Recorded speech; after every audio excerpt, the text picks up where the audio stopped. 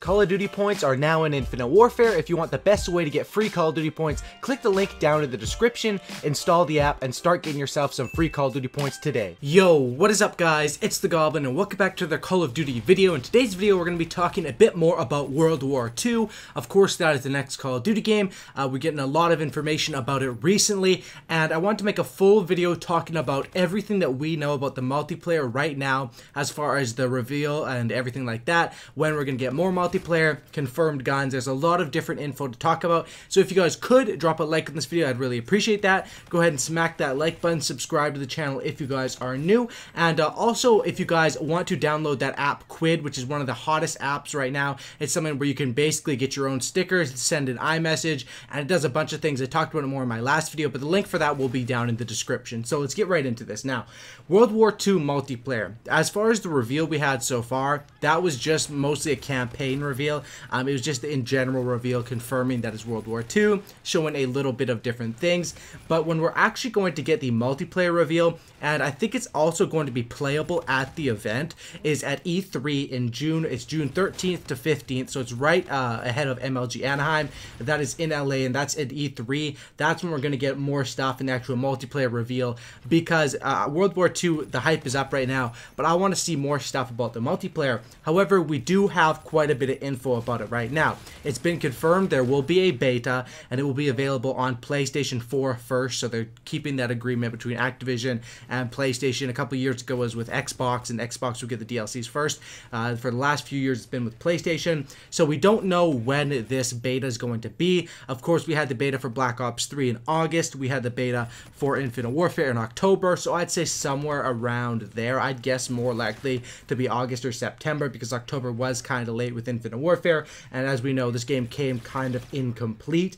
But basically, it's going to be a private access beta. That's what they always say. Essentially, you have to pre-order the game to get a beta code, but usually when it comes down closer to the beta date, they open it up, or like halfway through they open it up for everyone.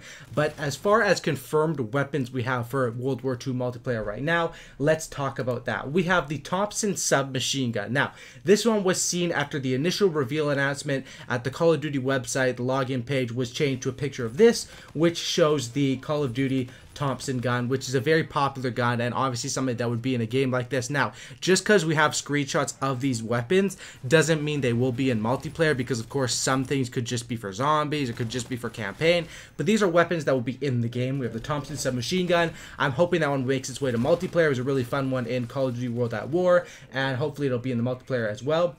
We also have the COD WW2, which is a German bolt-action sniper rifle, so it of course fits perfectly into the World War II scene. It was shown for just a second in the trailer, and it was shown in like greater detail in the behind-the-scenes footage, and that's where the screenshot was grabbed from. The COD WW2, a pretty good sniper rifle, and something that would be awesome to see. Also, we have the M1918 bar, which was heavily used in World War II. It was not straight up shown during the reveal, but it was seen at various angles throughout the trailer. Its unique barrel separates it from most other World War II weaponry, so we're guessing that one will reappear in this Call of Duty game. The soldier on the far right of this picture that'll show up on the screen right now is holding it. Essentially, gun experts and people that know guns can just from seeing that barrel, they can identify the weapon. So I'm not sure if that will be in multiplayer, but that's one that's in the game right now. The M1 bazooka, which is of course the rocket launcher.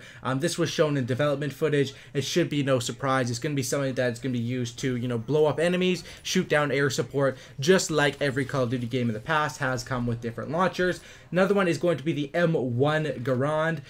This one, of course, is very popular. It's been in so many different Call of Duty games. Semi-automatic assault rifle. Everyone knows about that. Next, we have the MG42, which is probably one that will be available, in multiplayer. It's one where it could be where it's stuck into the map, like they have on different Call of Duty games. It was more in the old Call of Duty games, but there was turrets where you could walk up to, hold X and grab them and just spray people down in multiplayer. I think that was famous in like Black Ops 1, World at War. That's when most of those were found. So that's what this could be seen as in multiplayer. Then of course we have the M1903 Springfield. Springfield is another bolt-action sniper rifle, and it's something that is very popular. I'm not sure if it's a bolt-action sniper rifle, but it's some sort of a sniper rifle. I'm pretty sure it's a bolt-action, and it will be one that will most likely be seen in multiplayer as well. Then the grease gun, which is officially named the M3, uses 40.45 caliber rounds just like the Thompson. It's a cheaper to produce and lighter one, but not as accurate, so it's kind of like a mini Uzi. The grease gun will be that up close and personal SMG, which I would assume this one might not make it into multiplayer, or they might have different names for these guns, but this one was shown also in that in the trailers and in the reveals and everything like that. Not all these weapons will be available in World War II's multiplayer, though everything should be included in the single player campaign, just like what I was stating earlier, and that's what we have as far as weapons right now. Next thing is that everyone knows the famous scene from the reveal trailer where the guy has a flamethrower and burns people down. I'm guessing that flamethrower you're going to use at some point in the campaign for some sort of missions, but I'm hoping that, and I would assume that it would make its way into multiplayer in some sort of way. We've had different flamethrowers over the year. We had Black Ops 3 as a specialist. We had Black Ops 1 as like an attachment, the underbarrel flamethrower, which was actually pretty weak. So hopefully the flamethrower is in multiplayer, but I hope it's really balanced and, you know, it's something that's cool and fun to use, but doesn't really destroy everything. The next rumor and stuff going around about World War II's multiplayer is talking about vehicles. Now, of course, World at War was famous for having vehicles in multiplayer and huge maps, which I'm really hoping it isn't like that in this game. I'm hoping that it's more small-paced maps, fast action to fit playstyles of boots on the ground players and as well as jetpackers transitioning into boots on the ground. But vehicles are something that we could see potentially in multiplayer. If they are in multiplayer, I hope it's only on a couple of the maps, because vehicles are something that really changes, like the difference between Battlefield and Call of Duty. At least the main difference is Call of Duty is small maps, fast-paced action, but Battlefield is a more tactical, I guess you could say, a vehicle-oriented, bigger maps, and that's basically the difference. I want to make sure that this game remains Call of Duty to its core and has that fast action, because that's why I fell in love with Call of Duty. Next thing, as far as game modes, they were talking a bit about this on the stream, on the reveal trailer. Michael Condrey, who everyone knows him, Sledgehammer Games, famous. He's the one who always makes all the leaks to the people, always basically does the community managing as far as Sledgehammer Games. He said that there will be the War game mode, but it'll be like a unique game mode. So we did have War back in World at War, but I think this one that they're doing is going to be a little bit of Sledgehammer Games' own spin on that, because we have to remember World at War was created by Treyarch. This one is World War II by Sledgehammer Games. It is not a sequel. It is just very, you know, going to be based at a very similar time set, and that's something that they talked about on the stream. The other thing they talked about was divisions. They didn't really give too much info about this, but what everyone is guessing, and what I would guess too, is that it's going to sort of be like mission teams from Infinite Warfare, or maybe it'll be like a clan thing from Black Ops 3 or COD Ghost, where you can just make a group with your buddies. But I would guess that it would be something like mission teams. Mission teams was something that was, I think, a good innovation, something that Infinite Warfare brought to the table, and that should be pretty cool.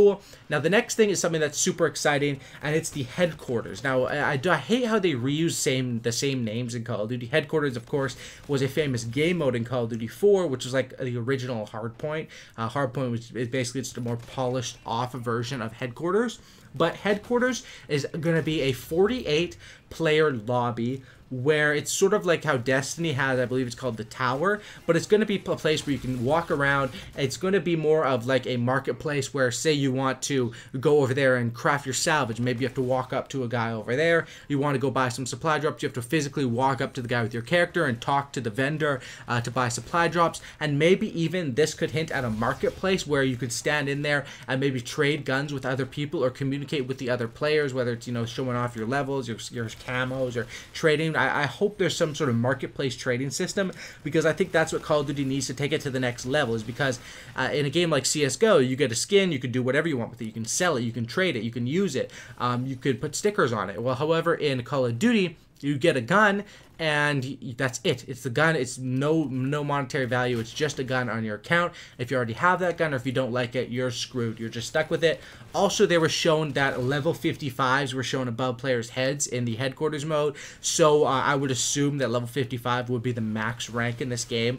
That's what Call of Duty is known for. 55 is probably the most iconic one. I think Modern Warfare 2 had like level 80 as the max. It's been all over the place, but 55 should be good. And they're, of course, going to do the prestige system and all that sort of stuff. half. So you're going to hit 55, and then I'd say probably they're going to do 10 prestiges unless they mix that up. I think they did also say they're going to be doing create a class system that's unique and brand new, which I'm pretty excited for, but we don't have any info about that. This is everything we know about the World War II multiplayer as of right now. More info will be coming out, probably a few leaks here and there, but around June when we actually get more stuff. So the hype train is real. Drop a like on this video if you guys did enjoy it. Also subscribe to the channel if you guys are new, and that's about it, guys. Thanks for watching. Sub for Cookie and No Lookie, and I'm out. Peace.